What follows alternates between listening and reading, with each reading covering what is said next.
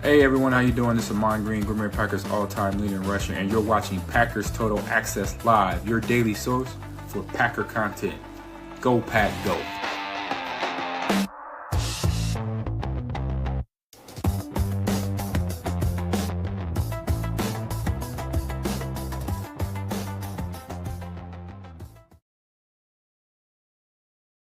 What's up, gang? Welcome into Victory Friday. My name is Clayton. This is PTA. We appreciate y'all hanging out with us on this glorious Black Friday, November the 28th. That's Tim over there in Green Bay, Wisconsin, here to talk about this Packers dub over the Detroit Lions on Thanksgiving Day. I tell you, man, we're spoiled as a fan base. I'm just going to say it. Seems like every time we play on Thanksgiving, we get to have one of these Victory Friday shows, and the guys show up, and man, I don't know about you guys. I'm thankful to be a Packer fan, and how awesome social media has been. This whole celebration, the funny memes. We're going to walk through all of it today, and that's what this whole Victory Friday is going to be for. We're going to take you inside the locker room, let you hear what Matt LaFleur had to say to the guys. We're also going to do a Tay Wicks segment. I'm really excited about, who just absolutely balled out yesterday. We'll have some of the sound bites from the telecast. So you guys can hear that and relive it and talk about some of the statistics, some of the chatter on social media about that. We'll talk Matt LaFleur hanging them out there. And if you guys know, you know, and we got a meme for that, which, by the way, hit social media and absolutely cracked me up. We'll do a little Jordan Love segment outside of the Tay Wicks stuff. What did Jordan Love do on the day? And obviously with Watson and Musgrave and the guys, Micah Parsons balled out. We'll hit on some of the key statistics from that, which is wild, to say the least. Him paying homage to Reggie White. Pretty cool little situation there yesterday as well. Post-game turkey, salute, all that good stuff. And then we'll get into, of course, the Devontae Wyatt injury and what it may mean for the Packers coming down the stretch here. So also today you got a huge game. You got the Bears versus the Eagles at 3:00, right? And we're going to be doing, I know I will. I don't want to hold Tim to it or Jacob or anybody else, but if everything goes as planned, I will be in here doing a watch party. We're going to be doing a hate watch party for the Bears. Get ready to go.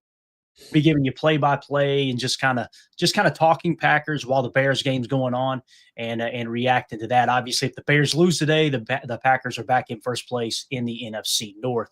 But that's what's on tap today. So if this is your first time tuning into PTA, welcome. Thank you for making us a part of your morning.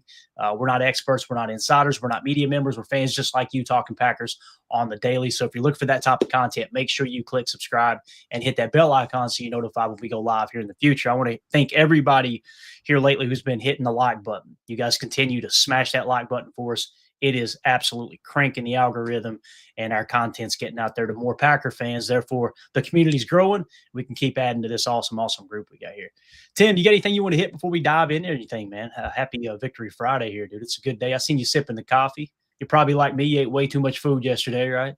Yeah, man, definitely. And leftovers today for sure. Maybe in the next couple of days. But no, it was a wonderful holiday, and the Packers got the dub, man. I'm happy to be here, and the diesel's kicking in here in a minute. I'll wake up here in a few minutes, man. Let's get it done though. Let's hit the. We're gonna hit the locker room, the post game locker room celebration. I think we are. We're gonna get the tunnel. Can we get the tunnel celebration? And we got us a couple of screen grabs we'll use here to pop up on the screen. I added for you, Tim. We got this one, of course. Glorious. Love it, right? Love it. And then, of course, we got the Matt LaFleur wink, and we had to add that one, right? So we'll clean that one up a bit so it doesn't cover the whole screen. Let's use this one most of the day, though, if that's all right. And I'll let you know when I need them. And I appreciate you jumping in here this morning, man. Let's get into the victory cam. We shouldn't need it for this. It's just a tunnel victory cam. The guys coming back off the field after the dub, and then we'll get into the locker room speak from Matt LaFleur. Here we go. Hey, the dub, man. Let's go. Look, bro. I ain't got much to say, bro. We got a dub on Thanksgiving. Talk about in here. Big dog. Yeah. Dubs on Thanksgiving, man. There's no better feeling. Go Pack. Big dub. Just get it. Woo!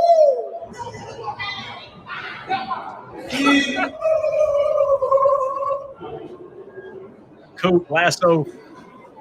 Hey, the dub, man. Love it. The guys are. Javon Bullard is the best on that video. I'm sorry. Yeah. Bull had me cracking up. Yeah, he's the man, dude. And listen, Matt LaFleur's got this team cranking, and it just seems like every week somebody else goes down with an injury, and it's a significant injury, and they just continue to put together winning football and really a football team that can constantly compete, man. You can't say enough about what Matt LaFleur's done here. And I know the haters have disappeared until we lose a game, and it's going to happen. We're going to lose a game at some point, and they're going to come right back out and say that he needs to be fired and this and that. But for the time being, man, Matt LaFleur just continues to climb that winning percentage list all time and just figures out a way to win these ball games, even though you've got half of your damn roster either on injured reserve or banged up at least. But here was Matt LaFleur, a fired up Matt LaFleur in the locker room with his guys immediately following the game. And this, you can find this over on Packers.com. You can find it at the Packers Twitter page too, at Packers. So here we go. Say, quote, "How'd that delicious turkey taste?" A quote here from Matt LaFleur. Here we go. How'd that turkey taste? Oh, I feel they did there. So instead of the F-bomb, they said delicious. Packers put delicious in it. Love to see it. That is how you compete. That was playoff football. It took all 60 minutes, all 3 phases. Give it up for yourself, man.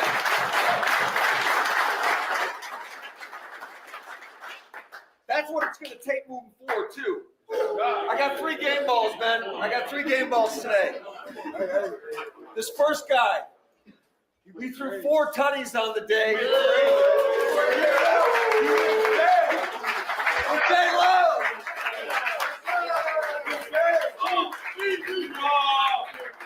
Hey, man, like I said, man, love you boys, man. I'm thankful on this day to do this. And, man, come out, hey, O-line, man. No sack, boy.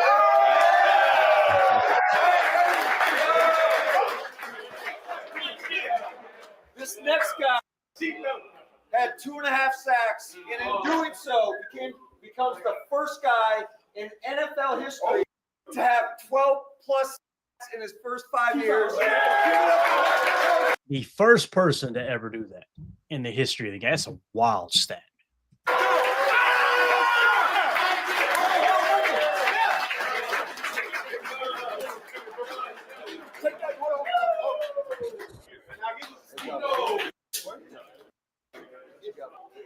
Just truthfully, just coming on this day, playing this game, I just realized I'm just thankful for everybody, bro. Like, truthfully, I'm thankful.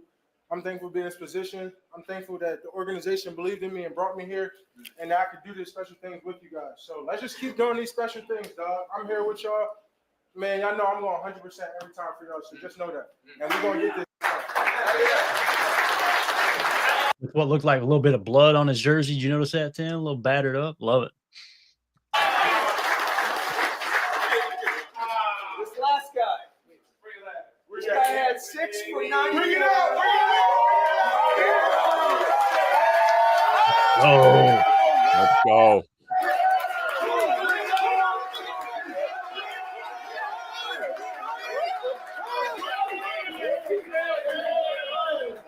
It's the best day to tell y'all, boys. I'm thankful for everybody in here. You know, and it's a lot of people that keep me in it. I'm thankful for that. I never take this for granted. We just gotta keep this going. every week you notice that whoever they have to break it down at the end, they always say, Tim, every single time they say, hey, we ain't done. Hey, we got work to do. We got to get back in here and go back to work. Like you could tell there's no resting there, right? It's a young team, but you could tell this team is they've got their eye on the prize, man. It's exciting. Yeah, ready to go 1-0 every week, right? That's the attitude, that's the demeanor. And again, like, you know, we've mentioned several times on this pod and on this show that those guys are playing for each other out there. There's no me guys out on this football team. These guys are going to war for each other every week and picking each other up. You know, you see Jordan Love getting the game ball, and the first thing he does is thank his O-line for, you know, keeping him off the turf and not giving up a sack and playing good football. And you know, you got Micah Parsons, you know, speaking to that team, saying he's going to go 100% for his guys, and those guys are going to go 100% for him and, you know, pick each other up. So I think, like I had said yesterday after the game, man, a lot of you haters owe Matt LaFleur an apology, man. He's got these boys humming, playing together, and we're getting ready to go ahead and spank the Chicago Bears at home. It's going to be awesome. Yeah. 2-0 for this says Wicks is following the Devontae timeline if he can keep this up. He really is. And we kind of talked about it, man. He actually was ahead of Devontae did I say Wyatt? I meant Devontae Adams. Sorry if I said Wyatt. He's actually ahead of Devontae Adams' timeline because Devontae Adams struggled with catches. Devontae Adams didn't have that awesome rookie year that Tay Wicks had. Tay Wicks had a really strong rookie year, graded out really, really well according to PFF. His yak over expected was through the roof. There was all these little nuggets going, this is going to be a good football player. And then sophomore slump hit, had some drops, and that's where people kind of draw that parallel with Devontae Adams having the drop issue. And then, of course, this year he looks like he's closer to that rookie year than he is last year. Obviously, this game here, man. I mean, we'll get into the PFF grades later this evening, obviously, but yeah, I completely agree over this. I think that's very well said, man.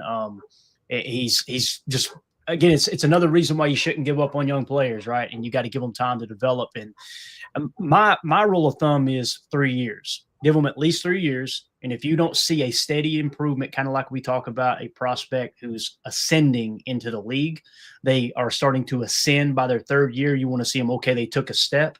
Then you got to make a decision in replacing them after their 4th year. Now, they could break out in their 4th year, and now that's a good problem to have because you've already tried to start to replace them, and now you're heavy at that position, right? So, Right. And that's why it's important to keep focused, I think, on the important positions, the tier 1 positions of importance, but you got to make sure those other holes in the roster are filled too. But I completely agree over this. He's again, man, he's looking like a solid wide receiver. He looks stronger too, Tim Wicks, man. Heck, we'll just get into it. So that was a pretty good segue there. As a matter of fact, we'll dive into it. Let me hit the super chat, and then I want to get your take on Wicks. Mike Witt with the super chat. Hey guys, happy Victory Friday. If Wyatt is indeed out for the year, do they call Christian Wilkins' agent and try to work out a deal, or no? One more thing, fly Eagles fly today. Amen to that. The Christian Wilkins thing is tough for me, Mike, because I was one that wanted Christian Wilkins when he was in free agency. Like, I didn't go, hey, we got to go get him, because they thought how can I say this? The front office knew what they had in Devontae Wyatt, and obviously this defense is way better with Devontae Wyatt on the field. Now, I'm not saying he's playing at Christian Wilkins' level when Christian Wilkins was dominating in, I believe, Miami. But the reality is Christian Wilkins has got personal issues. I don't know if they're willing to bring that in-house, and if you guys know the details on what happened, it kind of got leaked out. Just doing some really strange stuff. And I don't know how to say it without it being awkward, Tim, but you talking about a guy who's touching opponents inappropriately on the field, and then do it in the locker room too, it sounds like. So it's just, good football player, but there's been a lot of good football players come through the league that just can't stay on the field and can't get out of their own way. It kind of feels like Christian Wilkins is that dude. Change of scenery could change things up, but also you got to go to your leadership council there, Tim, and ask them. You got to go to the leaders on your team and go, hey, how would you guys feel about this? And if they say, no, we don't need that, we got the guys in-house, you got to trust your boys. And I think that's the best way to handle that, rather than just going, all of a sudden they come into work one day and this guy's in the locker room, and then you go, what the hell's going on here? I've got my boy who's been bleeding in the trenches with me for the last 12 weeks, and then you bring this knucklehead in who acts like a complete moron, doing just stupid stuff constantly. Does that make sense? How do you feel about that whole situation there, man? Yeah, I mean, I think, first of all, I think Mike's, not wrong to think that way, that, hey, Right. we lost a key player on that defensive line, and maybe you want to start looking around for, you're not replacing a guy like Devontae Wyatt. I mean, he's just irreplaceable. You need guys to step up. So you want to fill that void until he can get back on the field. But yeah, I'm with you, man. If you got a guy that's got, off the field extracurricular stuff going on, or, his head's not in the right space, we just talked about how well this team is clicking together and playing for each other. You don't want to bring a locker room cancer into your organization. And not saying that unequivocally that Wilkins is that dude, but, you already know he's coming with baggage. And, regardless of the output on the field, if he's going to be a problem for your organization, then I would think the guys probably don't even want to roll the dice on that one. And I'm looking forward to seeing who steps up on this Packers team. We've got some young men on that defensive front. We got to see a little bit yesterday. Maybe we'll get to see a little bit more of Mr. Brinson and Mr. Stackhouse out there. So, all is not lost yet, but we'll see what happens. And yes, Mike's also right. Fly Eagles fly today. Beat the Bears. Let's go. Yeah. And we'll talk about the snap count and what I think the interior defensive lineman is going to look like moving forward without White. I'm assuming he's out for the year. We'll get you guys that information as soon as it breaks later this afternoon. So make sure that you click subscribe and hit that bell icon so you're notified when we go live for that info. Sounds like it's pretty bad. But yeah, again, Mike, I'm not disagreeing. If it was just Christian Wilkins, Christopher Walken. I'm so tired, Tim. Man, we got home late last night. I'm just wore out. If it's Christian Wilkins on the football field, none of the baggage, I'm probably going, heck yeah, dude. Why is he still out there? Why is he available? Again, that's why he's available, right? Yeah. So thank you so much for the super chat. We appreciate you. But let's switch gears here, Tim. Let's talk a little bit deeper on Mr. Dontavion Wicks. So if you'll That's get me right. that. Nobody's going to call him Don Travion anymore. I think everyone's going to know his name after yesterday. Absolutely. And this kind of leads us in, Mike Witt, with another super chat. Thank you, buddy. He says, the scary thing is with this offense, imagine if we get yesterday's version of Wicks with Reed, Golden, and Williams for the stretch run. I've been really impressed with Brinson, too, on defense. So, yeah, that's a great point, man. You get Reed back, get Golden healthy, get Savion back in the fold, get that heavy rotation of those wide receivers in and out. Christian Watson continuing to do what he's doing. But, yeah, Wicks, you're spot on there, man. With this version of Wicks, this team can be deadly. Thank you for that super chat. Tim, give me that Turkey Day screenshot if you don't mind. And here we go. This is the TV call from the Jordan Love to Dontavion Wicks, 4-6. Man, you could tell he's been working on those hands. Let's hear Tom Brady and whoever that other guy was. Who was the other guy, Tim? I'm trying to remember, man. Kevin Burkhardt. Kevin Burkhardt. There you go. Here we go. Here they were with the call on this touchdown catch. Love looking, floating for the corner. Wicks, he is absolute dime piece, too, boys. I mean, a dime piece. You could not have thrown that ball any better. You could drop that down now, Tim. I want to put Wendell's tweet up here. Wendell Ferreira over on X put this tweet up and said, seriously, you want to complain about the false start? Correct. You don't want to mention the DPIs and the fake illegal use of hands? Okay, that's being a fan. But saying this was not a catch is complete insanity. You could see the screen grab. The ball is in Wicks's hands. Right foot's already down. Obviously, he gets the left foot down. Right. This was a touchdown catch. Now, the ball, did it move a little bit as he's going to the ground? We've seen this 1,000 times. I don't like the way the rules are. I've been very, very vocal that I think the ball should not be allowed to move, but the rules are the rules. And I'm telling you, every week we see somebody get awarded a catch and the ball's slightly shifting or they're putting it in another hand as they're getting the second foot down. So it was a hell of a throw. I mean, look at that throw, Tim. Yep. Like, seriously. You maybe a little, just 6 inches outside, but other than that, you can't throw it any better. And Wicks just making a great contested catch, gets his ankle rolled up a little bit, didn't stop him, came right back into the game. What'd you think of that grab right there, man? And that was Eli Berkovitz, by the way, that put the second tweet out that Wendell quote tweeted there. Yeah, Book of Eli. Make sure you follow him on X too. Great follow. Yeah, Tay Wicks playing big boy football right there. And one of several absolute dime throws from Jordan Love in this ball game. Chalk Talk is going to be fun watching him just carve up Detroit. But I love it, man. Tay Wicks, the hands, we talked about the drop issues last year. And I don't know if anybody worked harder in the offseason to get right than Dontavion Wicks, honestly. And you see it now. He's only had a couple drops this year and absolute clutch catches when you need it the most. And then, yeah, the toe drag swag and the footwork to follow it. You got a quarterback that can drop that ball in between coverage like that and trust your receiver to go get it. I mean, we are poised for a playoff push with this type of lineup. So, yeah, you got to tip your cap to Tay Wicks, man. Extremely impressed. I think, based on what we saw during the offseason, I think Tay Wicks and Carrington Valentine probably put in the most personal time and work, other than Christian Watson working on that rehab. But can't say enough about it. Hard work pays off, right? I mean, you talked about Tay Wicks looking like he added maybe 10 pounds of muscle. Looks like he's more, physically cut and stronger, just as fast. And then now the hands are there. I mean, what a great catch. Yeah. That back shoulder that Jordan threw him open on also was incredible catch. Played a really good game. Probably his best game of the year for sure. No doubt. Yeah.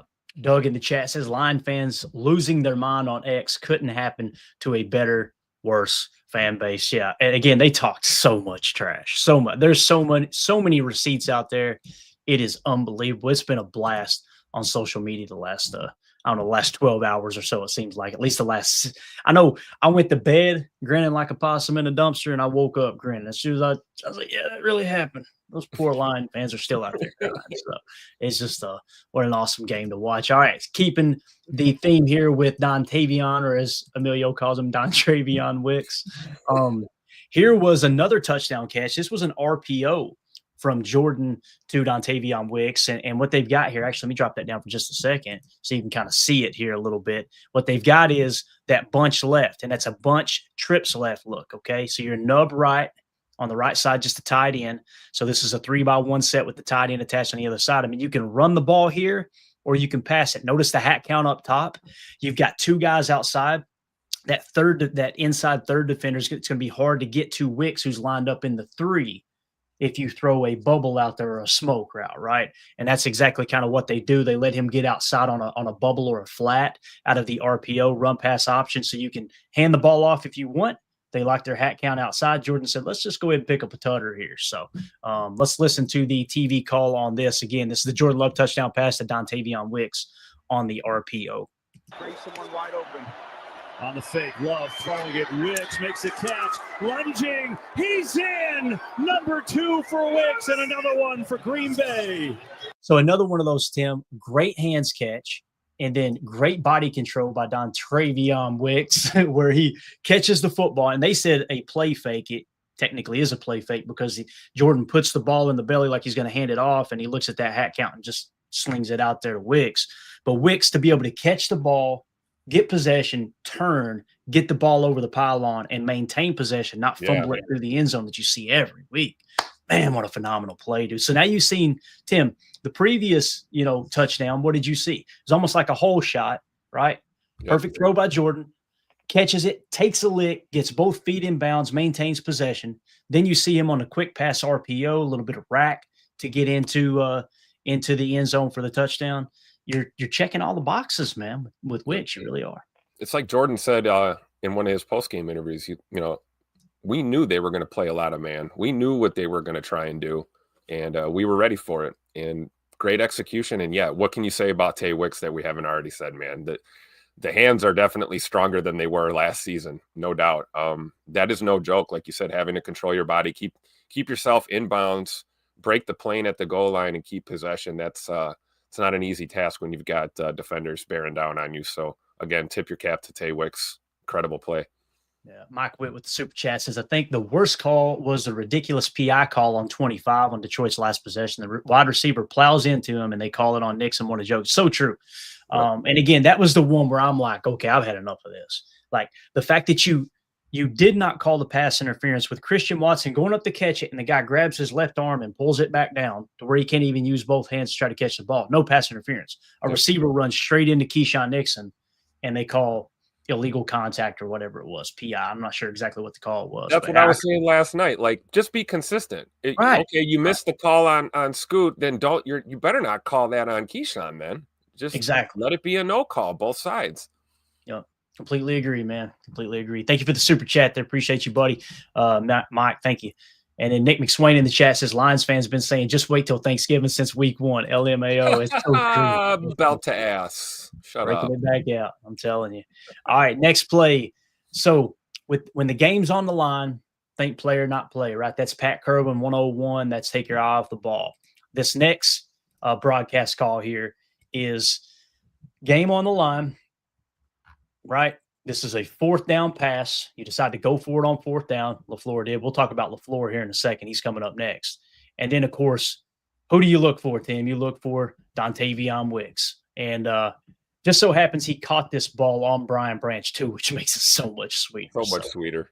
Here we go. Here is the call. Them looking back at the replay, I believe. Tom Brady on the call with Fox NFL. But Wicks with Branch right in his hip pocket. You cannot be any tighter than that. And Love feels the heat of Aleem McNeil. What a catch to seal the game. Hanging in the pocket. Good for them. Going on the road. Tough environment. Huge game. Answer the bell. Back foot. Again, we'll talk Matt LaFleur here in a minute. Let's stick on Wicks for a second. So hard not to mention Matt LaFleur because, golly, what a hell of a play call there. And again, man, you talking about it on third down, then fourth down, and just continuing to decide to pass the ball. Look at this shot right here, guys. Look at that. I mean, how about these hands? So I had to pull out the quote. Remember when Brian Branch said earlier in the season, I just felt like they were bullying me out there, crying and everything after he basically walked over and sucker punched somebody and then blamed them, said they were bullying him, right? So I had to throw the quote out there. But Tim, that catch, man, I mean, seriously, he got a guy, looks like he's getting shanked in the throat, right? Yep. And here you got Wicks, just, I mean, diamond pattern, everything you're taught. I mean, look at this cat back here. You think he ain't impressed? That guy's got a family, and I guarantee you they don't appreciate the side profile, do they, Tim? That's just not a good word. Man. We need a defensive tackle, man. Maybe that guy's available. See if he can play the one tech for us, right? The Lions fan here too is just hilarious. Look at my guy. He's like, what the hell? Are you serious? Right now? Go back to where you belong, towards the bottom of the division. Yeah. And then you'll go put the paper bags back over your heads, and your attendance will be back to 12,000 people per game. Yep, yeah, no problem. Exactly. Which, by the way, shout out to Stick Radio. If you guys don't know who that is, he's with the Woodward Network. Have we located him? Is he well and okay? Last I checked him, he hadn't tweeted in 3 days. This is the guy that talked more trash than any Lions fan. And boy, oh boy, is he getting ratioed right now. I went back and pulled that original tweet that we posted earlier in the year. I was going to show it today, and I'm like, we've seen it enough. It was him talking trash, talking about all the faults that the Packers have. And I just spliced in everything disproving what he said was inaccurate. Their DBs are banged up. We get an interception. Jordan Love's trash. Jordan Love touchdown from the first game. We could have done it again yesterday. But again, shout out to Stick Radio, man. Where you at, Bob? We miss you. We're worried about you, okay? We need to get you back on socials there. So, but yeah, again, Dontavion Wicks, man, phenomenal day. Anything else you want to add to the Wicks talk before we move on to some Matt LaFleur hanging them out there, Tim? Yeah, I see he lost his shoe on that play too. Did he run right out of his shoe on that Wicks last catch? I think so. Or it was either Wicks or Branch. Maybe he ran Branch out of his shoe or something. I didn't even know he lost his shoe. That makes it even better, dude. Yeah, that was incredible. But you got to credit good old Tupac LaFleur. Balls of steel there on that call, especially after not getting it on third. To go ahead and go for it on fourth and ice the game. Absolutely clutch. I love that he took a page out of Dan Campbell's book and gave him a taste of his own medicine in his own building. Love it. Absolutely. So if you guys are watching this video back later, let us know what you think of Tay Wicks. Do you think he's got what it takes to step up and maybe be the number 2 wide receiver in this offense? Maybe he can be the number 1. Maybe he takes that kind of leap. There was nobody expecting Devontae Adams to be the number 1 his second or third year in the league, right? Let us know in the comments what you think. Let us know how you feel about this offense, how you feel about the receiving core in general. And also make sure you hit subscribe and click that bell icon so you're notified when we go live here in the future. All right, Tim. So we kind of talked about it. We're going to go to the call on this play now. All right. Again, I just put a tweet up here on this particular play. We want to talk a little Matt LaFleur here. And I'm so sick of the people talking about he's not aggressive enough. He's not this. He's not that. Right. This dude right here. Oh, my bad. I stepped on your feet. No, that's cool. I like it. This is the actual play. It's just 8 seconds long. Okay. We gave you kind of the breakdown from Tom Brady. This was the live call on it of Jordan Love with the fadeaway pass. Again, guys, you had this is what I put in the tweet. This is why it's important here. Okay. I said, we better never hear another LaFleur hater say he's too conservative. It was 3rd and 3. Detroit had no timeouts, right? And keep in mind, guys, that you can run 40 seconds off the clock on that third down, right? You can literally run 40 seconds off the clock, leave them with roughly a minute left, and they got to go all the way down the field and score a touchdown. You know how many coaches would have played it that way? Your boy right here probably would have played it that way. Scared money don't make money. I like our chances with our defense on the field to stop them. Matt LaFleur went out there on third down, said, no, we're not running. We're passing. Threw the ball incomplete. I text the guys, was like, God, I wish we'd have ran the football right there, right? Again, I'm not saying LaFleur should be fired. I'm not saying LaFleur is not I've been very vocal. I think he's too aggressive at times, right? Going for it on fourth down, passing up on field goals, things like that. But 3rd and 3, Detroit, no timeouts. They passed fourth down instead of punting and pinning them deep and making them go the distance, right? Came out and passed the ball again, and this was the play. Love looking around, pressure in his face, throws, it is caught! Oh, Dontavian Wicks! Unbelievable. I love Brady laughing in the background too, Tim. Oh, man, what a moment. What a moment. That's going to be one of those, if the Packers go on an epic run here and they end up putting a championship team together this year, we're going to look back on that play and go, man, that was kind of when things turned around a bit. That's when the offense really kind of put everything together. Guys, we talked about how good their defense was, right? They were essentially somewhere around in the 12 range overall, in my opinion. So this is a borderline top 10 defense that you went up against, and you dropped 34 points on them. My goodness, man. So, and then, of course, here's the meme. This may offend some people. If you got kids watching, pause it, get them out of the room. All right. This is from South Park. This meme gets used over and over and over. But here we go. And it says, and I'm not going to play the video because it's going to tell them what it says, but NFL Memes put a tweet out. Matt LaFleur trying to get into his house for Thanksgiving dinner, and there are two things restricting him from getting through the door if you guys are listening on the pod. But that just absolutely cracked me up, Tim. Anything you'd like to add to it? I'm speechless. Yeah. Right. Yeah. Wow. The internet is undefeated, right? They really are, man. Dude, it broke me up when I seen that. But no, in all honesty, though, when you talk about what Matt LaFleur is doing here with this team, youngest team in the league, and now you're missing all these different starters, and you just continue to find ways to win football games.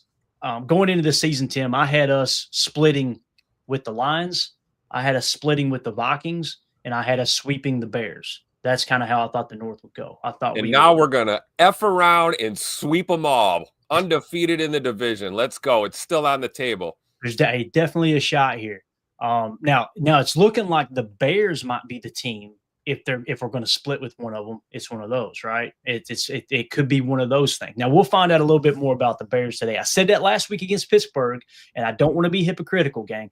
I want to always be honest with you guys on here. When you look at, I see the super chats. We're going to get them here in just a second. When you look at what they're doing here, the Bears, right? And I don't want this to be a Bears segment. We're talking Matt LaFleur, but I'm just saying, I thought, okay, let's see what they do against Pittsburgh. Pittsburgh was like top 5 or top 6 in turnover margin, right? Now they were without their starting quarterback, Aaron Rodgers. However, they were able to move the ball pretty effectively on their defense. The Bears were. So you got to tip your cap. They're figuring out ways to win ball games. Tonight against the Eagles, we're going to kind of see. And listen, the Eagles aren't a perfect team. The Eagles aren't this unbeatable powerhouse that some people think they are. They're good. They're a really good team. I think they're one of the top 5, top 10 teams in the league. But we'll get a few more answers to those questions when it comes to the Bears and just how good they are. But back to Matt LaFleur here. Let's see what we got here. A super chat from Michael. Good to see you, buddy. Thank you. He says, let's us pray for all of us who have to hear they finally caught the ball. Matt LaFleur is the best coach. Jordan is the MVP. He didn't call the timeout. Refs rigged. Yeah. So the whole timeout thing was hilarious too, because he's shouting the timeout, right? And unless you're on the sideline and you can actually hear it or not, you see Matt LaFleur running down the sideline towards the official, right? Before the guy moves on the false start. Matt said he was screaming timeout. And then all you see is before he does this, you see the false start, right? So obviously if he calls timeout, and they asked the officials afterwards, the officials said, yeah, he called timeout before the penalty. That's their answer over and over. He called timeout before the penalty. He called timeout. He didn't say he gestured to us before the penalty. He said he called the timeout before the penalty. That's kind of how I see that. Now, in terms of they finally caught the ball, this and that, right? Like, listen, there have been receivers running open every week, Tim. Yeah. I mean, we've seen the drops. And I love that they're continuing to go to Bo Melton, even though he struggled early on, because he was a little bit of a factor yesterday, man. Some of that quick twitch speed, all these things being thrown into the same pot here. Jordan Love, yeah, I don't know if he's an MVP or not, Michael. I feel like he's definitely top 10. He's in the conversation as a top 5 quarterback. I think you got to kind of be unequivocally the top 1 or 2, the top quarterback or the top 2, maybe 3 quarterbacks before you go, okay, MVP level. But who do we give credit for Jordan Love? You got to give it to Matt LaFleur too, right? I mean, it's Jordan, don't get me wrong. We all know that. The player makes the plays. But who molded Jordan? Who has trained Jordan the whole time, right? It's Matt LaFleur. And I don't think coaches, McCarthy didn't get enough credit for that with Rodgers. He didn't. That's true. And I feel the same way about Matt LaFleur with Jordan Love. So what do you think about that? Anything else you want to add there?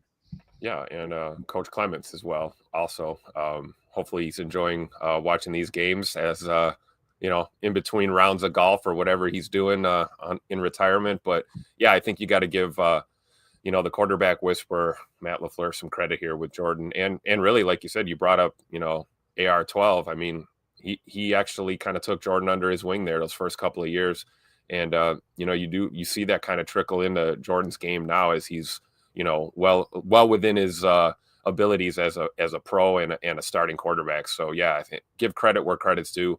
Jordan could have been drafted by a lot of teams, and you never know what kind of trajectory his career would have taken.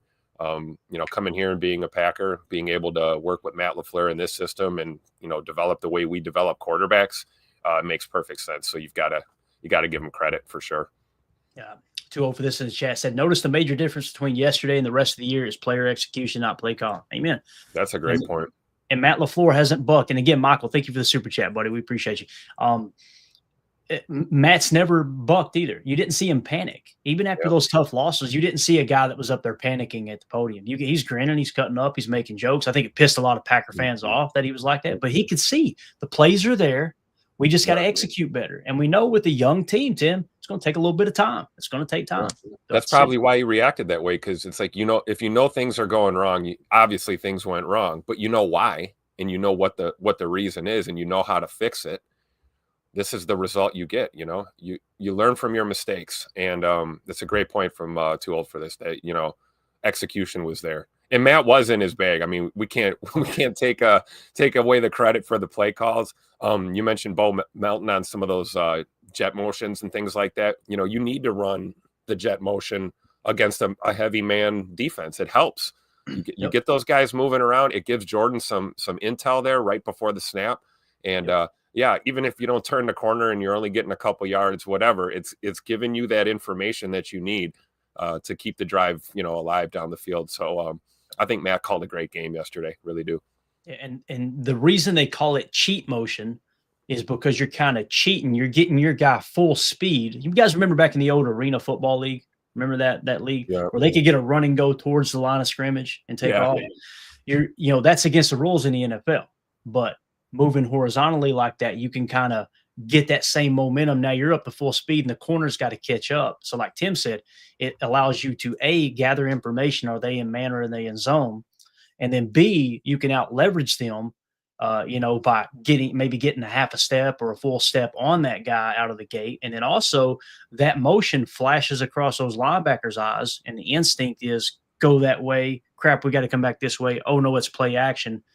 There's a wide open space right behind me because I've hesitated, right? It creates hesitation. It's all those things, right? And you got to have players that can do it. So Mike Witt with the super chat, thank you, says, I think Wicks will be our number 2, Watson number 1, and then 3 and 4 will be Reed and Golden next year, because unfortunately I think 87 leaves in free agency next year. I could see that playing out. I could. And again, that's the beautiful thing about this receiving core when they're making plays is you don't have to have Golden step up immediately. There's this portion of the fan base that just wants Golden to be the target. If you target him the way Seattle targets JSN, then he would have similar results. I'm not arguing with that, right? But that's not how Matt LaFleur's offense works. Matt LaFleur's offense, you're scheming guys open. It's not just that's the dude, hell or high water, throw him. Now you could try to put him in the number 1 progression in that read, right? Or you could try to put him in, say, let's say a team, they show a lot of cover 2 zone,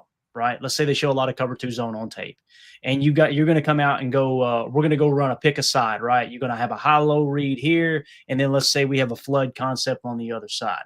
Well, knowing that they play cover 2, in that situation, if they're playing hard flat cover 2 as opposed to like a drop cover 2, then let's say they're playing hard flat, then you can put the guy that you want to showcase in the mid read on that flood concept. You can do things like that, right? And I think Matt LaFleur has done that with Golden in the past, but he's also done it with Watson. He's got to do it with Witt. He's got to do it with all these guys. So there's just no room for anybody selfish on this team. And the beautiful thing is Matthew Golden isn't screaming, get me the ball, hell or high water. Christian Watson definitely isn't, which is why I want that dude under contract for the rest of his freaking career. He does the dirty work with those C inserts and blocking and some of those Z to wing sets and everything.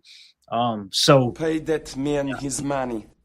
No, I think you make a great point, man. I think that might be Matt LaFleur's plan. Although the only thing I disagree with is when you look at Watson and say he's our number one, what does that mean, right? Some people think that means he gets the majority of the targets. Other people think that means that everything that the offense is going to be built around him and run through him.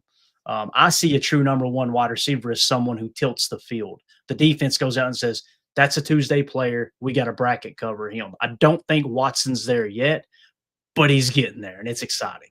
And that's nothing against Christian. It's just how the offense is operated that teams know, guys, they're going to try to throw the open guy. They're not going to try to force it to Christian all day. So if you take their eyes off Christian for a minute, guess what? He's the open guy in that particular place. So thank you for that super chat. And Mike again says, I don't think he's MVP, but Love, in my opinion, is comparable to Jalen Hurts. Probably never win an MVP, but you can definitely win a Super Bowl with. I think that's a fair assessment. I do think Love can win an MVP because we've seen those flashes, right, Tim? Back half of 2023. Hell, this year, 3 interceptions, right? That's what he's got on the year. 3 interceptions. He could go on a tear these next few weeks and all of a sudden really be in that conversation. Be careful. You know, Toyotathon is upon us. It is. It is, sir. And since we're talking about that, before we're going to jump into some Jordan Love talk. Before we do, let us know in the comments, what do you think about Matt LaFleur? Do you think he's turned the corner? Maybe we could put all the criticism behind him. There's still going to be ups and downs. That's the NFL. But man, oh man, does he just continue to climb up that winning percentage ranking and doing it with the youngest team and a banged up team at that. Let us know how you feel about Matt LaFleur. Where would you rank him currently in the NFL? Would you say he's a top 5 coach, top 3 coach? We want to hear from you guys in the comments. And if you're new here, make sure you hit subscribe and click that bell icon so you're notified when we go live in the future. All right, Tim, let's move along now to a little Jordan Love talk. We already kind of dove into it a little bit. People, Mike Witt giving us the perfect segue. Appreciate you, buddy. And also Michael Diesel Train too. Here is the first pass I want to talk about, and if you'll get me that screen grab. This was Jordan Love with a dime piece to Luke Musgrave on the run, a little boot action if I remember correctly. This was a phenomenal play. Love to see Musgrave getting involved, but Jordan Love just spreading the love around on Thanksgiving Day, man. Here we go. Singled up, Love on the play pass, looking for downfield catch, and there it is. Wow, Luke Musgrave, the tight end, who could absolutely awesome. And as I'm watching it back here, it looks like it's kind of a crossing flood pattern. I believe it's Wicks at the mid. You've got basically you're doing a play action boot to the left, okay? Yep. And then you're rolling right. And what's cool is you've got Scoot was lined up as the 2 on the left. So they play action. He comes all the way across, almost looks like he's going to sift block. He's the leaky guy underneath. Musgrave goes up the field and runs a corner route, and then you got a crosser coming underneath. So you're attacking. Low read for Jordan. Yep. Yeah. You're attacking at 3 levels. You got the deep corner, you got the crosser, and you got Watson underneath. They clamped on Watson. They bounced the coverage back on the mid read, and Jordan tosses it over the top of Musgrave, who made a great diving catch. So hell of a play there. You love to see Musgrave getting involved. But, Tim, another good thing about Jordan Love that's very important is making sure you're keeping everyone involved in this offense so nobody feels like they're cut out of the deal. They're cut out of the plan, right? I think that's absolutely huge, and Jordan does that really well. That was evident yesterday, right? Spread that ball around. I mean, yeah, Tay Wicks was the dude, right? Obviously, had a hell of a game. But Rome had a nice touchdown grab. You know, Scoot had an incredible touchdown. I mean, I can't wait to watch that one back for the 500th time. That was a dime piece throw. But and then, yeah, you get Musgrave involved. We had Josh Jacobs involved in a couple of pass plays. You know, this team is playing as a unit, man. And Jordan is probably looking through the same lens as Matt LaFleur is. You know, when it comes to this scheme, you know, I'm going to hit the right opening in my read progression, period. And, yeah, in crunch time, you're going to think play or not play. You're going to go to the guys that you're feeling that, you know, most comfortable with or who has the hot hand. But at the end of the day, when you're gathering intel and scheming against that defense, you're going to hit the open man. And, you know, again, like Too Old for This said, you know, you got to do your job. Guys were catching the ball this week. We didn't have drop issues. And you see what the result is, right? You know, 4 tutters on the day, right? Spread around. Got to love it. Yeah. Mike Witt in the chat with a super chat. Thank you, buddy. He says, won't be talked about much this week, but I've been impressed with Ryan as our center. Him and Belton were really moving people yesterday. Yeah, Belton, we'll talk about the snap count at the end of the show here. Belton, I mean, whether we think he's the right guy or not, I love to see the fact that a second round pick is out there. Hey, go take your lumps now, right? Yeah. And again, we always felt like Jordan Morgan was more of a left tackle than a right guard. So this allows him to kind of let's hone that craft and get ready to replace Rasheed Walker next year. We talk about it every week, but yeah, I agree with what Mike says here. All these plays that we're playing, the sound bites to, without the offensive line, they don't happen. And I agree with Ryan. I don't think Ryan is a starting caliber center, in my opinion, but boy, is he filling that void right now. He's getting there. Yeah. He's really doing his part. So. Yeah, the snaps, we talked about the snap issues. We had a couple of high snaps in the last couple of games, and Sean Ryan really put it together. Looked good out there. I remember that free play we had. Great job by Sean Ryan to snap that ball with that guy in the neutral zone and then back up and not make contact because, they blow it dead if you make contact. So we ended up getting a free shot play out of it. So I think that was a good heads up play by our center. And I agree, Clayton. I think he's filling in really nicely considering we have no Big E out there. Yeah. And continuing this whole Jordan Love spreading the ball around, here you had Jordan Love touchdown to Romeo Doubs. Packers that would give the Packers a 17-7 lead, and that put them up currently in the middle eight. So this happened with like 2 minutes left. So this would give the Green Bay Packers the 7-0 middle eight lead at the time. The turnover differential obviously stayed at 0-0 all day, but this was Jordan Love to Romeo Doubs on a touchdown. Here's Love. Looking corner, throwing that way. It is caught by Romeo Doubs. Touchdown, Packers. Absolutely awesome. And again, watching it back here. So just to kind of to give you guys an idea, the set was Trey left with Musgrave as the tight end. Everybody's in a nasty split. Dobby was in the 1 on the left. Then you have Watson in the 2. They're putting extra attention to him. And it looks like Musgrave, I believe that's Musgrave. It's hard to tell on the TV copy, was the number 3 on the left. And when you roll the tape, Christian acts like he's going to run a little stutter step 9 fade and gets those 2 guys crossed up and then comes back across the formation. And Dobby just hits him with a little oomph and runs an out route. And what's Jordan's reading there is Watson to Rome. If Watson gets a free release, fire that thing to Watson. If they kind of get hung up on Watson, giving him too much attention, timing route to Rome. And just great hands by Romeo Doubs with the catch outside. Put it out and outside where only Romeo could catch it. Both feet in. Just a great grab. I'm telling you, man, there's nothing better than watching Romeo Doubs touchdown with that huge-ass Guardian cap, too. I love it, man. It's grown on. I'm going to start wearing more on the show, to be honest with you.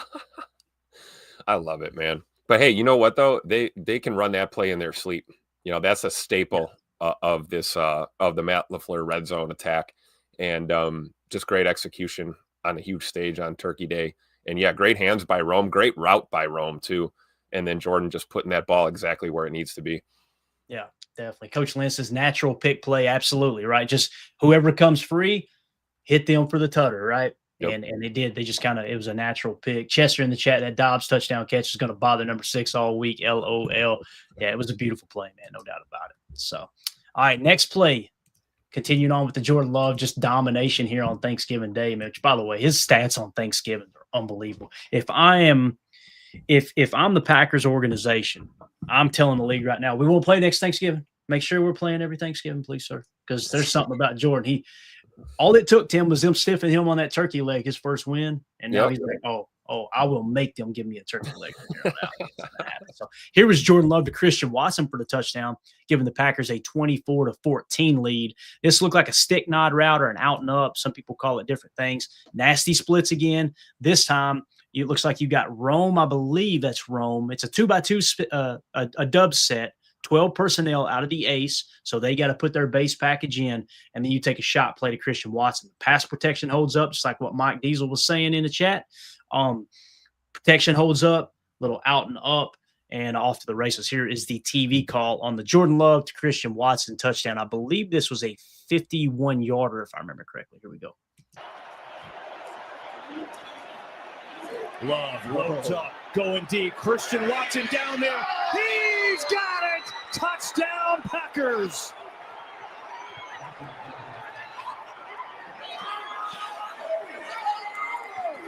absolutely awesome. Watching his teammates respond to him too, Tim.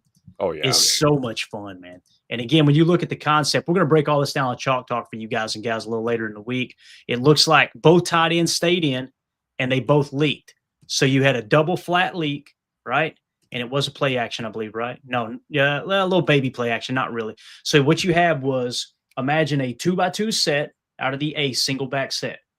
You had the running back, Josh Jacobs, run a stab route, which is essentially a curl route out of the backfield. He's just going to go straight through the A gap and turn around, sit down.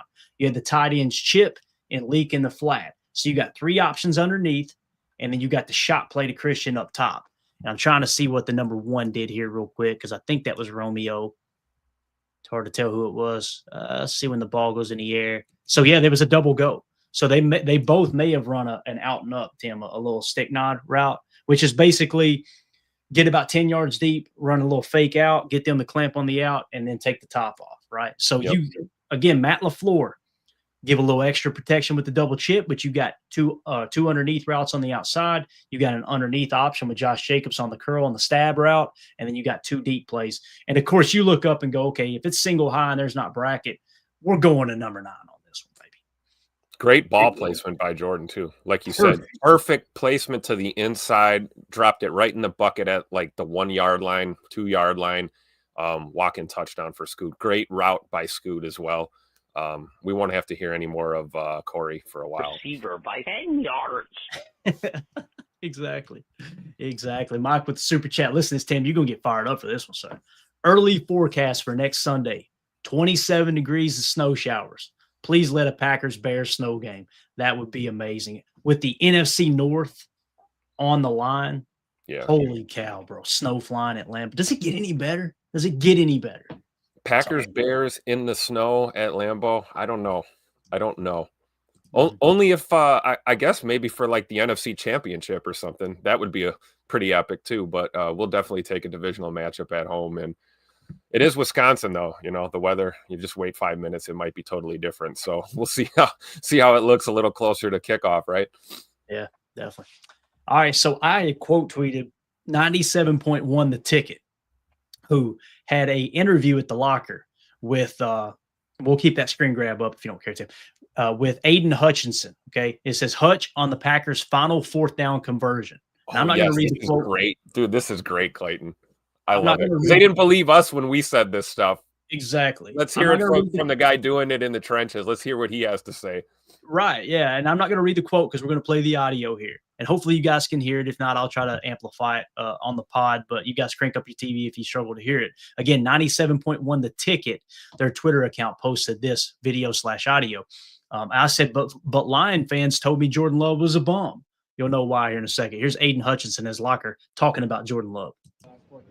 It seems like you're back or a half second away from making that play. Did that kind of feel like it encapsulated the day for you guys from a pass rushing perspective? Yeah, you know, Jordan does a good job of really drifts in the pocket a little bit back and kind of just throws it off his back foot. And he's really accurate when he does that, but that gives him a lot of time being so far back, you know. And I know me and Aleem were there, but it's just like, it was tough. It was definitely, you know, it is what it was.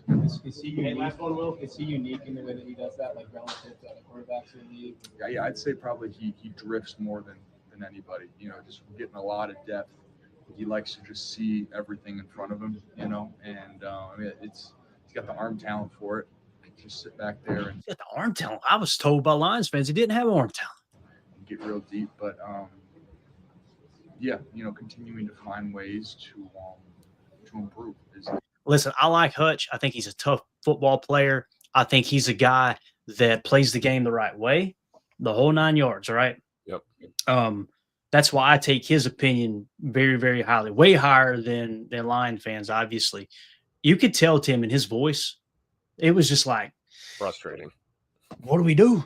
Yeah. This dude drifts all over the damn place, throws it off his back foot, and just drops, although Corey disagrees, dime pieces all over the field. It can and then be we got to hear other mainstream analysts talk about throwing off the back foot is just, it's bad technique and you can't put anything into the throw. Why are you throwing off the back foot?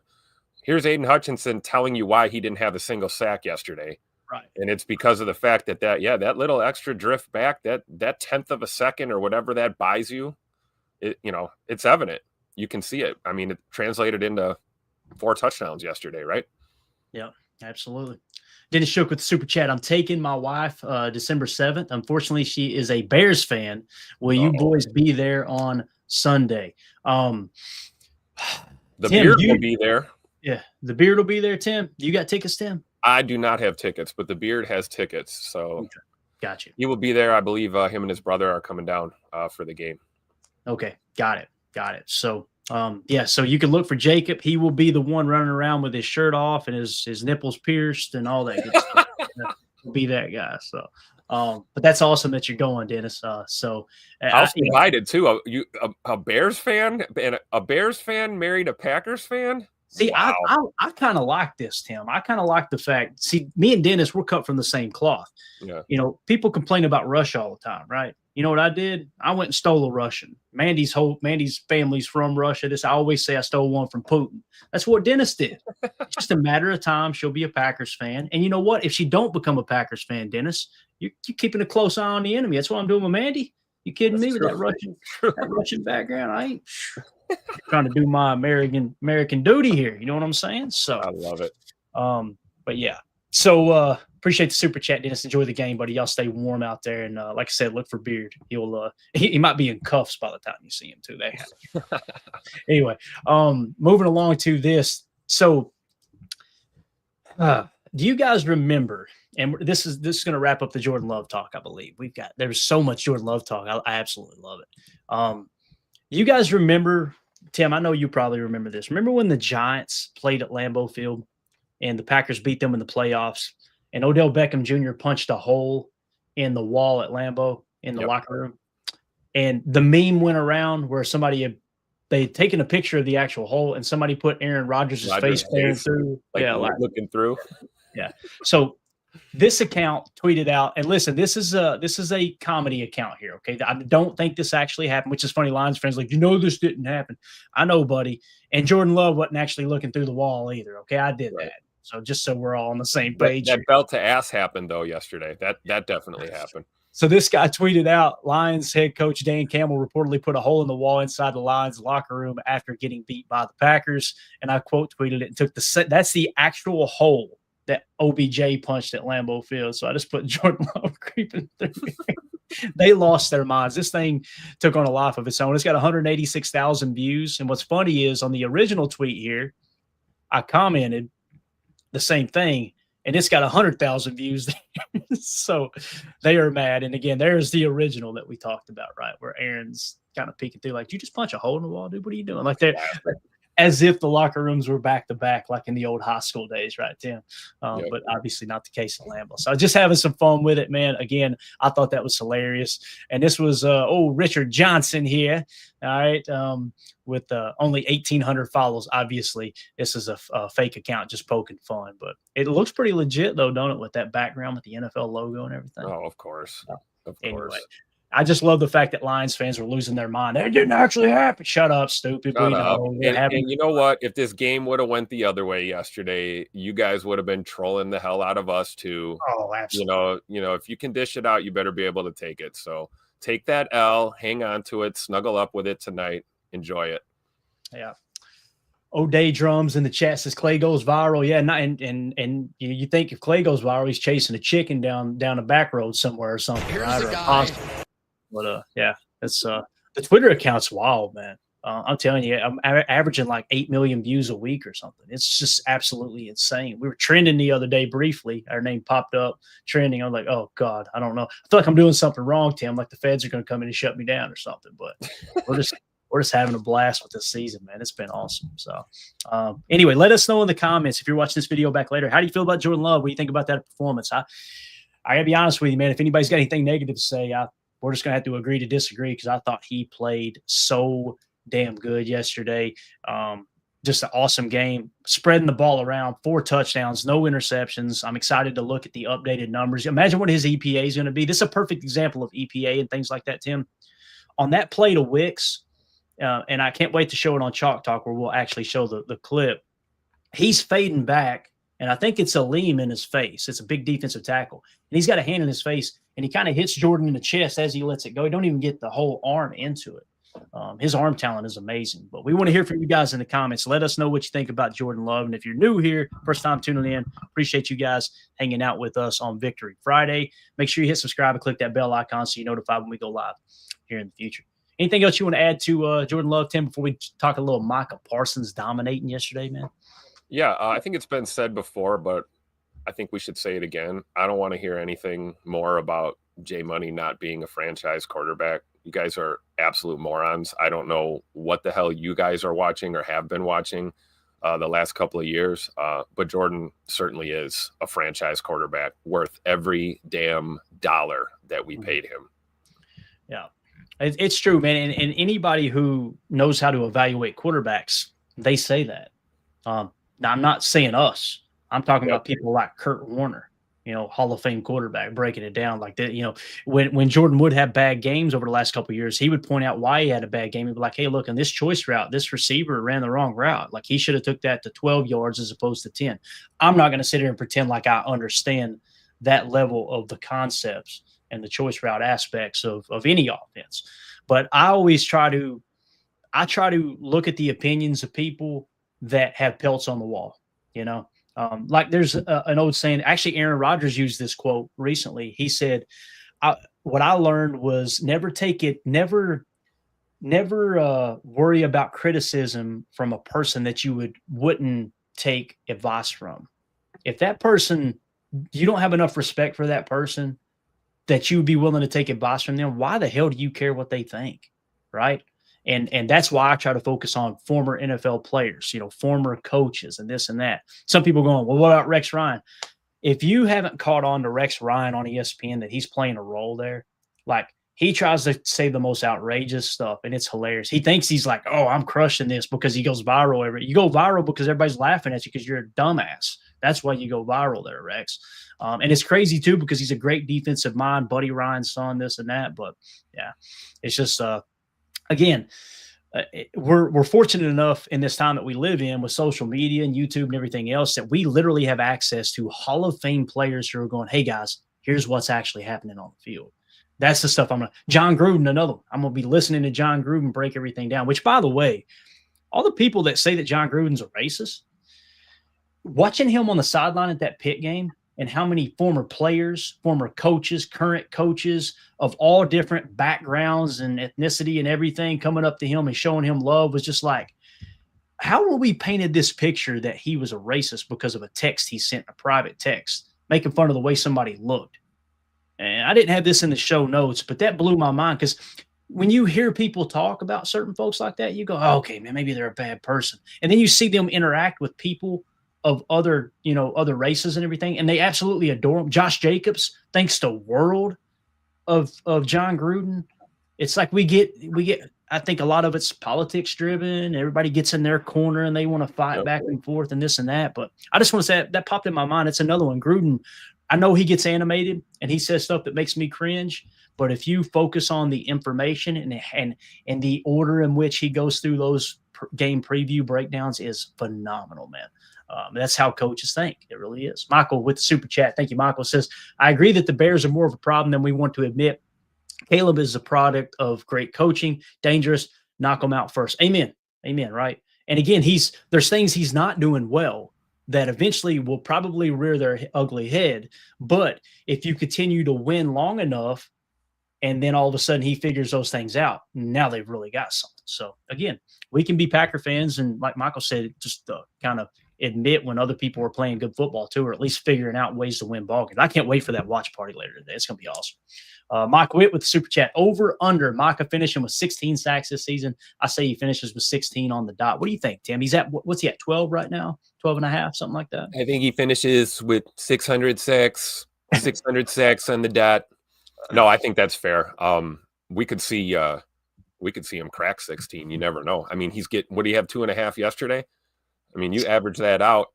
I guess we'll see how it looks, when we break down the matchup against the Bears, in the trenches. But I could see that being realistic. I don't think Mike's off at all. I'd almost say take the over. Yeah, I mean, it does kind of feel like that.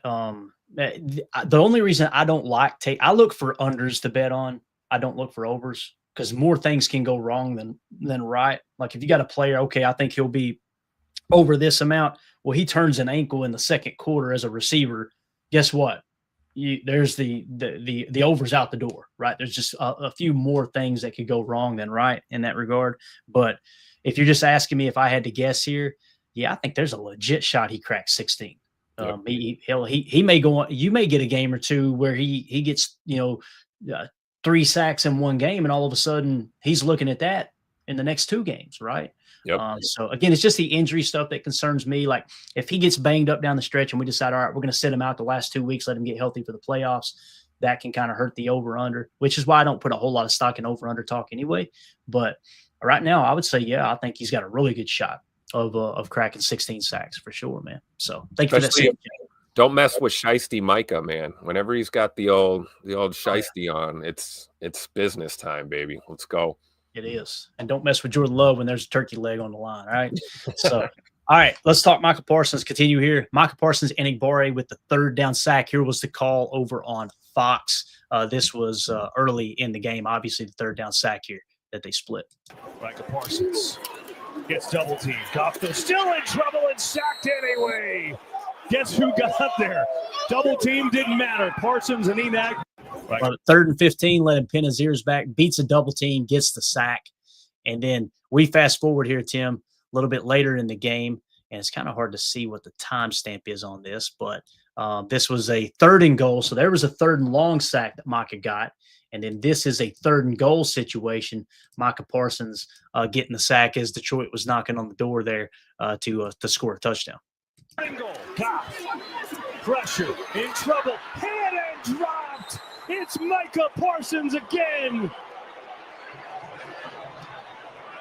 Get used to hearing it, man. Get used to hearing it. When you watch that play, I'm trying to see what they did with him. So they line him up on the left side, inside shoulder of a tight end that chips him into the tackle, and they're running what we call a TE stunt. So the tackles completely collapse the pocket, and then Micah shoots into the A-gap. He loops off of that on kind of like a scrape technique. And it looked like that was Warren Brinson that completely plowed through the line there. If I'm looking at it correctly, I believe that's who it is. Actually, no, that might have been Devontae White before he got hurt. But just a phenomenal play there by the defensive line. Those guys completely blew up the interior. Micah loops around and gets the sack. So, man, it's just so cool to see Hafley dialing these pressures up. And again, you say, "Oh man, great blitz by Hafley." No, they're only bringing 4 on this play, Tim. Yep. They continue to get pressure with 4, and then you got literally 7 guys standing at the goal line, going, "Where are you going to throw it, Goff? Oh, by the way, Micah's about to be kicking your rear end." I about said something else, but we'll keep it PG-13. So patient on the pass rush too. Allowing that line to collapse, allowing the play to develop, and then Micah doing what he does, just finishing strong and ending that play. I love it. Absolutely, man. Just a phenomenal play. And then this tweet or this IG story he put out, boy, you talking about all in the feels. This was awesome. I love the fact – you can go ahead and drop that down for me, Tim. Appreciate you, buddy. I love the fact that Micah immediately, rather than going, yeah, I'm great, look at me, he shares it here and pays homage to Reggie White. All right. And he puts a Drake song up there, obviously, with the IG story.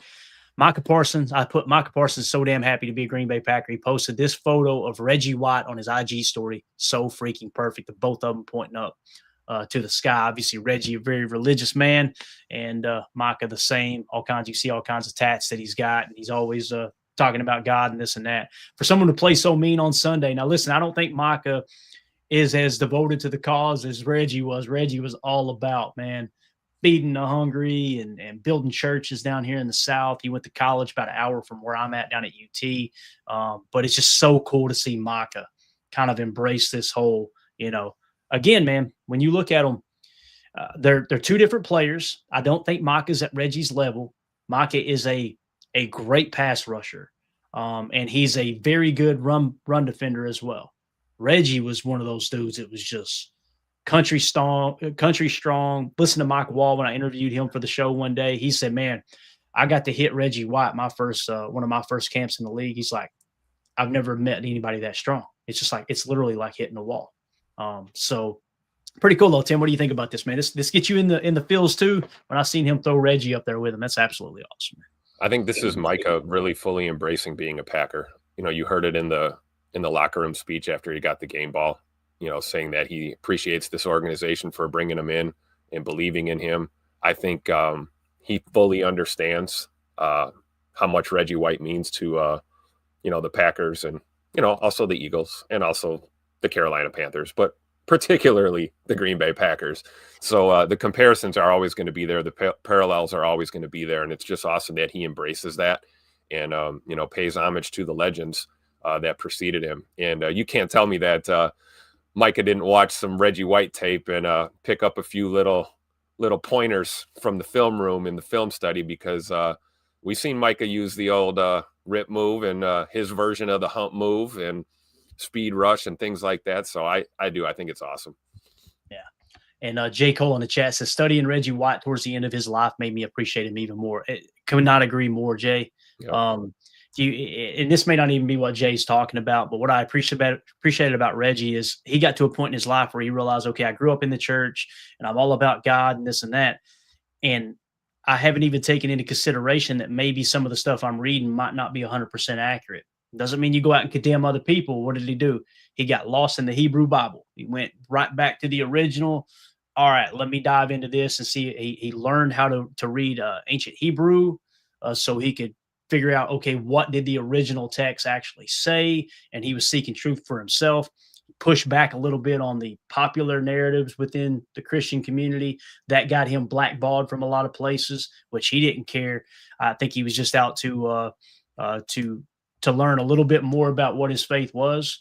If you guys go watch Minister of Defense, ESPN, I think it was the one of those whatever they're called, 30 for 30s or some kind of documentary with ESPN. It's called Minister of Defense, and it shows you where he made some comments early in his career or mid toward the backside of his career, maybe the mid range. I think he said them in Milwaukee that really ruffled a lot of feathers. And then later on in life, he started to realize, I think I might have been wrong there, and he kind of embraced that and seeked out truth. It's just a really cool documentary. If you're into spiritual stuff, if not, probably won't like it. It's more about that than it is football. Obviously, Minister of Defense was his nickname. So really, really good documentary if you get a chance to check it out for sure. Again, I love the fact that Micah's kind of embracing that comparison to Reggie. And then, of course, we had some other stats. And AFM, I know what day of the week it is, bub. I don't need you to tell me that. And if you don't like it, you can bounce. It's all good, bub. Not a big deal at all. Oh, can we take advantage of this opportunity? Because I'm glad that you brought that up. Mm-hmm. Just real quick, let's go back to AFAM's earlier comment. We were talking about the way we played and the way Jordan was playing. He's got comments saying, well, I think he said squint your eyes because we beat a battered down Lions team. Okay, well, what were the Packers? Were the Packers not battered down? AFAM goes on to say, we're acting like Jordan Love is Patrick Mahomes. No, we're not, because Jordan didn't catch the L like your boy Patrick Mahomes did. Have you watched Patrick this year? Do we not realize Amon-Ra was out? We have been lucky in the regular season past 2 years. Lucky? Well, Amon-Ra was in the game week 1 when we put belt to ass. And he played in some of this game yesterday. I think we still would have put belt to ass even with him out there yesterday. So, AFAM, relax on the trolling, brother. We all know you're a Chiefs fan. I don't know why you hang out in the PTA podcast all the time trying to troll people, but got on my nerves today with that. Go put some Kleenex in your eyes, wipe the tears away from that Chiefs loss yesterday. You'll get over it. You can tell the people who are bitter when the Packers win too. I love it. I actually enjoy it a little bit, man, because it tells you a lot about who they are, you know. Yep. And let's say he is a partial Chiefs and a partial Packers fan. Let's say that is the case, right? If you are a partial Packers fan, imagine coming out of a game where you just beat a division rival who's been talking trash the last 2 years. And by the way, I know Amon-Ra St. Brown got to start that game. We didn't even get to start Jaden Reed. That's been our leading receiver the last 2 years. You conveniently left that part off, right? Okay, they're without Sam Laporta. We're without Tucker Kraft. You conveniently left off that part. Well, they're without their starting center. We're without. So were we. You're conveniently leaving out that part. Well, you know, I tell you this, you're talking about their defense being bad, right? Well, they were without Kirby Joseph. right? Well, we were without Quay Walker, our green dot, Mike linebacker. You conveniently left out that part. So whether people think Nate Hobbs is a bad football player or not, you just paid him in free agency to come in and be a starting cornerback. We were without him. We could go on and on. We could do this all day. The reality is you got to line up and play. And at the end of the day, Packers kick the Lions' ass. And you got a guy in here claiming to be a Packers fan who just seems to be upset about it. That tells me probably not a Packer fan. Probably just Sit your butt outside. So it is what it is. And people are quick to prove their ignorance. ML Football with a tweet. Legendary Green Bay Packers pass rusher Micah Parsons is the first player ever in NFL history to have 12-plus sacks in each of his first 5 seasons in the league. Micah is still only 26 years old and on pace to be one of the greatest ever. Pretty cool shot there of obviously just a storm brewing above Ford Field. I love the fact, I mean, literally, when you become the first player ever to do something, my goodness, what else is there to say, right? Because first ever, Tim, that includes Reggie, right? Yep. It is what it is. That's unique, right?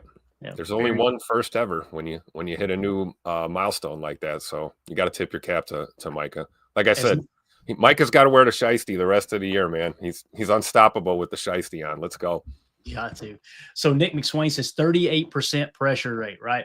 And just going back to that quote tweet we covered in the postgame show, Micah Parsons, this is from Next Gen Stats. Micah Parsons generated 10 pressures and 2.5 sacks on Thanksgiving for a 38.5% pressure rate, the highest in a game since his rookie season.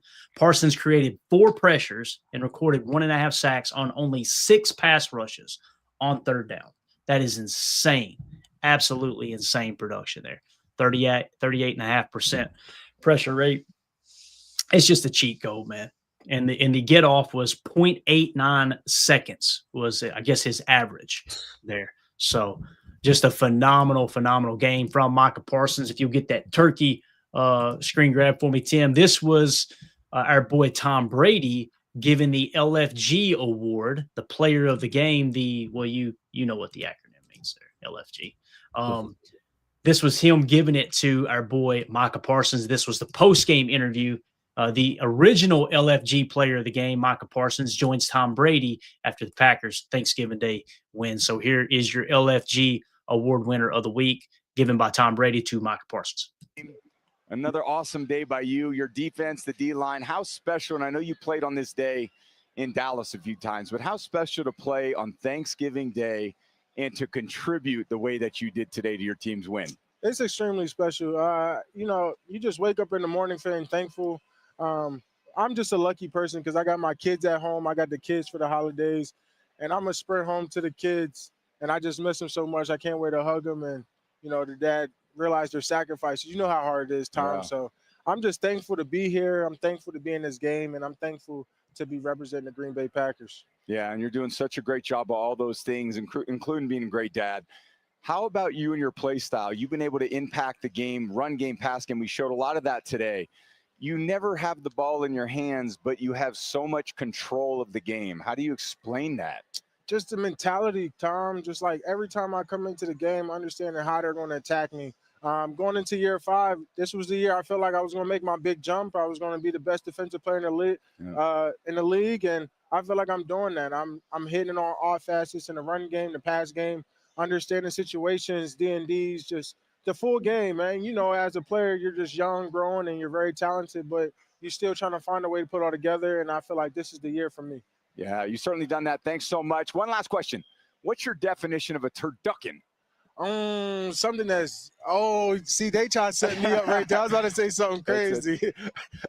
Don't you worry, baby. Hey, just something. Just enjoy eating it. Yeah, just a big turkey leg that's juicy and delicious. You got that today. Enjoy it, bud. Enjoy it today like you did. Enjoy it tonight when you get home. Absolutely awesome, man. Seeing him get the notoriety he deserves there from the greatest quarterback in the history of the game. I think so. I know some people may disagree with that. That's totally cool. But just some other cool shots. I'm going to risk it here because this one's worth it. We were going to play the entire Turkey Day celebration, but we're just about out of time. This cracked me up, Tim. This is Warren Brinson after the game. All right. If you guys haven't No, that's seen Stackhouse.